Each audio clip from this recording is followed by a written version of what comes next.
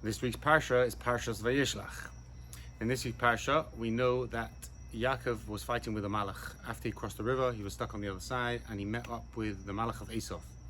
And we know the famous story that the Malach struck his thigh bone, and that he had a limp, and he was walking with a limp. And we also know the halacha that we are not allowed to eat the gid anoshe of a cow. Up until this day, the gid anoshe is considered treif. We're not allowed to eat it. Now, one may question, what does one have to do the other? And it's very nice, it's a cute idea. You know, he was injured, so we remember it, etc., etc. It seems like a nice idea. So the Malbim gives a very nice explanation for this, and he says as follows.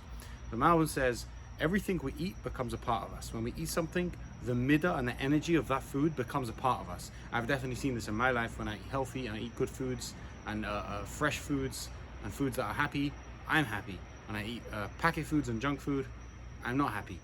So the Malbim writes very nicely that the Gid HaNosher represents physicality, and even for Yaakov Avinu, who's such a tzaddik and he was compared to anyone Lahav Elef does anyone we know in this world that we know nowadays, he was an unbelievable tzaddik beyond whatever we can imagine. Even Yaakov Avinu still had this weakness of the physicality, and that was how the Malach was able to get him.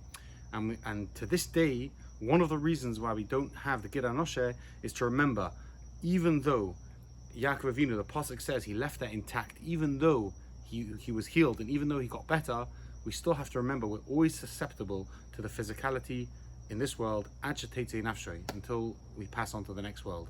Thank you very much for watching, and have a great Shabbos.